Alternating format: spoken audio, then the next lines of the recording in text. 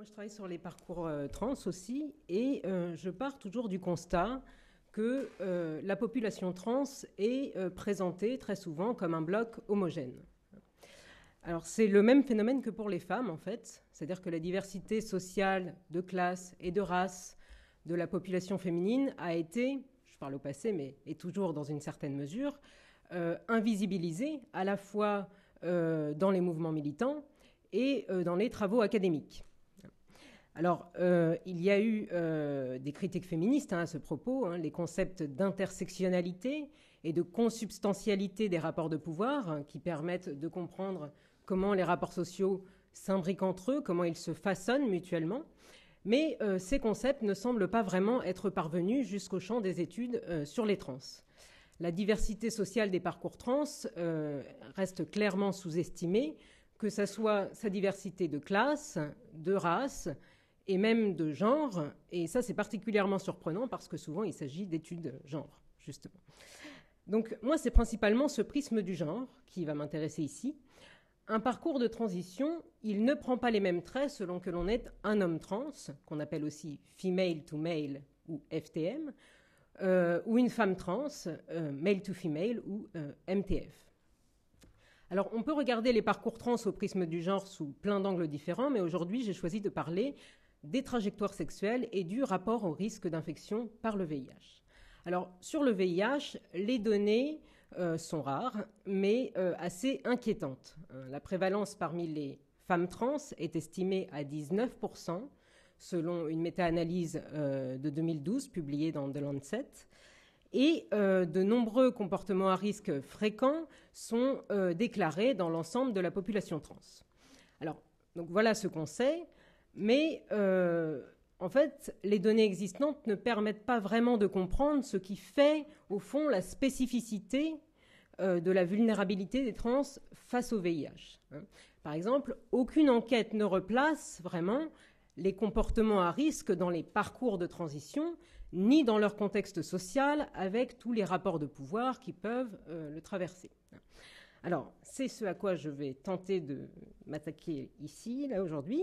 Alors, l'idée, c'est que dans toute trajectoire sociale, trans ou pas trans, on est confronté à différents risques.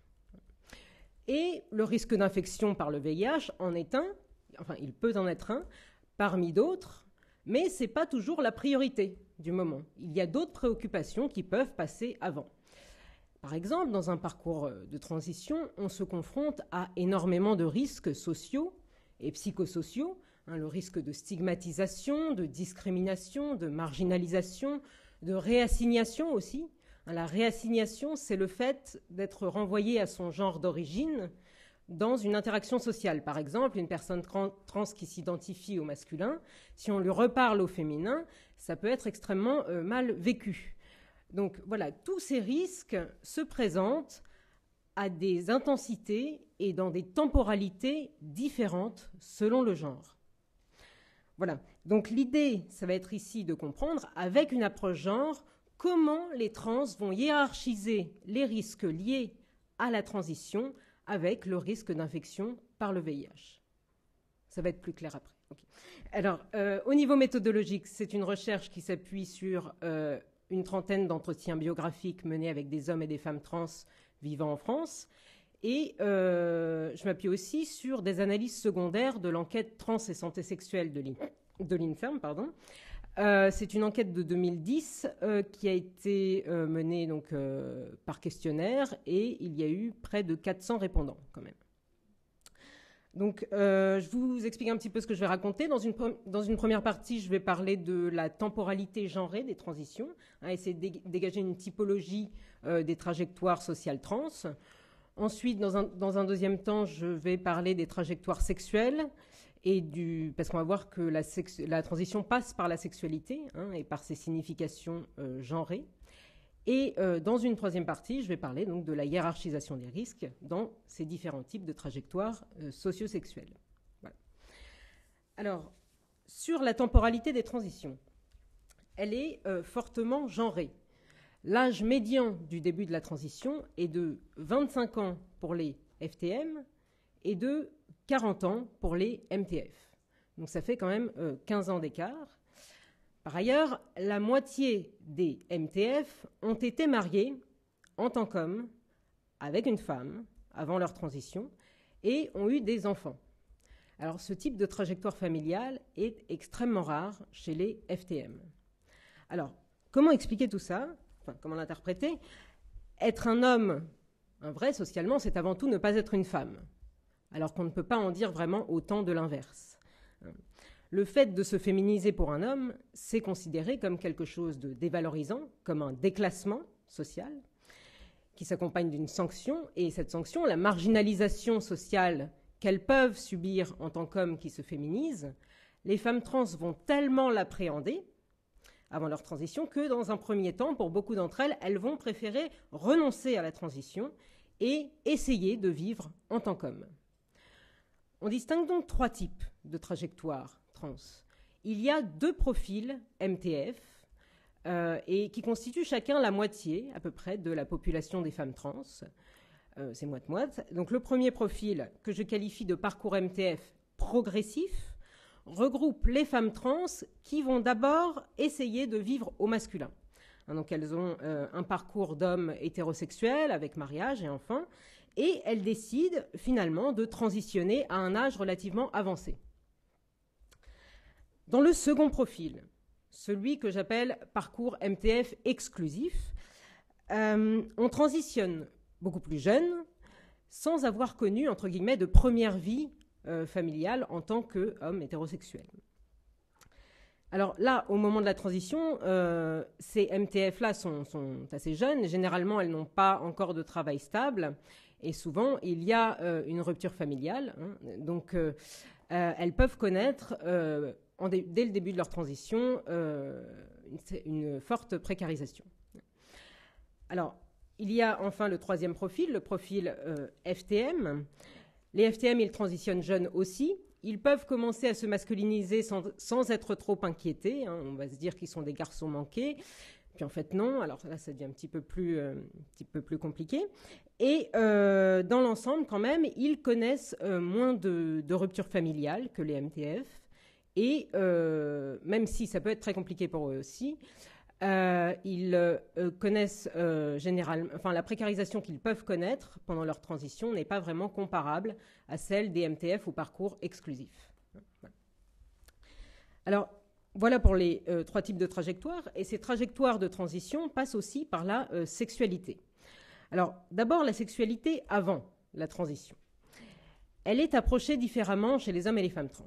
Chez les femmes trans, elle a vraiment pour fonction de mettre la transition bien à distance, toujours par peur de la marginalisation. Dans les parcours progressifs, c'est très clair, on essaye de se fondre dans le moule de la masculinité hégémonique, et ça passe par l'hétérosexualité masculine. Les MTF au parcours exclusif, elles, vont tenter beaucoup plus brièvement d'essayer d'échapper à la transition, mais par le biais de l'homosexualité masculine cette fois. Donc masculinité subordonnée, mais masculinité quand même. On tente pour voir si ça peut éventuellement éviter une transition, mais on renonce beaucoup plus rapidement que le premier profil. Alors pour les FTM, c'est très différent. Eux, ils sont principalement lesbiennes avant leur transition, et cette orientation sexuelle leur permet au contraire de faire un premier pas vers la transition, ou plutôt un premier pas vers l'abandon de leur genre d'origine, le genre féminin. En fait, je reprends ici le raisonnement de Monique Wittig. Le lesbianisme permet d'une certaine manière d'échapper à la catégorie femme, parce qu'en régime hétérosexuel et sexiste, la catégorie femme n'est définie que par rapport à la catégorie dominante, la catégorie homme. Et en configuration lesbienne, donc il n'y a pas d'homme. Et pour les FTM, le lesbianisme représente donc déjà une certaine forme de prise de distance par rapport au rapport de genre et à travers eux par rapport au genre féminin. Voilà. Alors, pendant la transition maintenant, la sexualité a aussi une signification genrée, mais principalement pour les femmes trans cette fois. Toutes les femmes trans, en début de transition, passent par une phase d'hétérosexualité féminine. Enfin, c'est pas toutes, mais c'est quasiment systématique. C'est une phase qui peut être plus ou moins longue, mais voilà. Alors, comment interpréter ça ? Bien, Je vais faire une petite parenthèse sur les représentations genrées de la sexualité. La sexualité masculine est souvent pensée en termes de besoins sexuels, alors que la sexualité féminine est plutôt associée à l'affectivité. Je simplifie.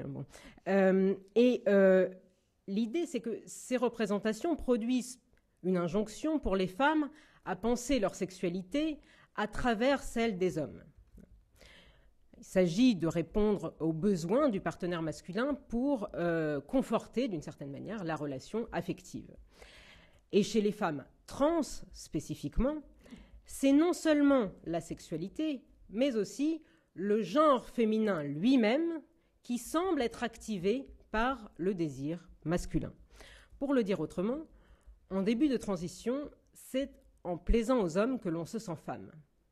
Bon, je simplifie vraiment, mais c'est un peu l'idée qui revient dans les entretiens. Par contre, une fois que la transition est bien entamée, alors là, bon, l'importance des significations genrées de la sexualité décline vraiment, et les orientations sexuelles ont tendance à se diversifier, et ça pour les 3 profils que j'ai décrits. Alors maintenant, enfin, sur la hiérarchisation des risques. 2 principaux risques peuvent prendre fréquemment le pas sur le risque d'infection par le VIH. Le premier, c'est le risque de marginalisation. Ce risque, il est appréhendé par les MTF avant même la transition, hein, on l'a vu. Et la priorité pour elle à ce moment-là, c'est de se prouver que l'on peut être un homme malgré tout, que l'on peut éviter une transition et la marginalisation qui va avec. Et on essaye de se le prouver, entre autres, à travers la sexualité. Alors, la sexualité en tant qu'homme peut être vécue comme une réelle épreuve, hein, parce qu'elle n'est pas, hein, comme chez les FTM, un moyen déjà de s'éloigner du genre d'origine. Et du coup, dans ces moments-là, la prévention peut passer au second plan. Alors, je rappelle que dans les parcours MTF exclusifs, avant la transition, on est en contexte homosexuel masculin, hein, donc le risque de contamination est particulièrement important. Alors, chez les FTM, l'appréhension de la marginalisation est beaucoup moins marquée. Le risque est un petit peu moins important.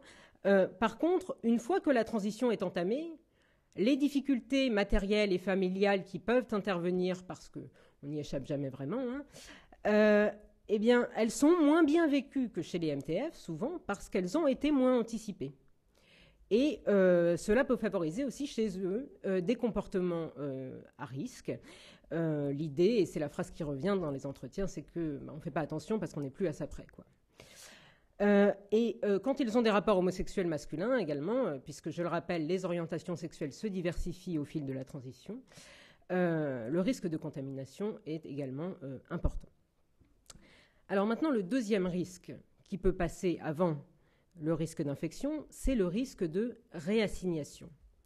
Celui-là, il ne concerne que les femmes trans. Je reprends le raisonnement de tout à l'heure. Il y a une injonction envers les femmes à satisfaire le partenaire masculin, et ce, quels que soient les risques encourus. Si le partenaire ne souhaite pas porter de préservatif, par exemple, les femmes, je parle de toutes les femmes, peuvent rencontrer des difficultés à négocier son utilisation. Et pour les femmes trans, ça a une implication supplémentaire par rapport aux autres femmes. Parce qu'au-delà de la sexualité, c'est la construction du genre féminin lui-même qui passe par la satisfaction des désirs du partenaire, y compris, le cas échéant, celui de ne pas porter de préservatif.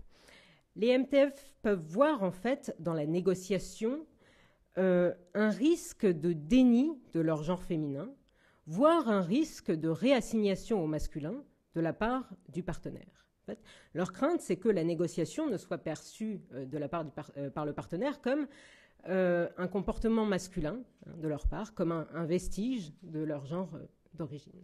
Voilà. Alors, je vais m'arrêter là. Alors, toujours dans une perspective intersectionnelle, il y aurait aussi énormément à dire sur les domaines dans lesquels les FTM semblent cette fois être désavantagés par rapport aux MTF, hein, notamment du fait de leur invisibilisation sociale et scientifique, hein, parce que dans les travaux académiques et dans le sens commun aussi, on a l'impression que les FTM n'existent pas vraiment.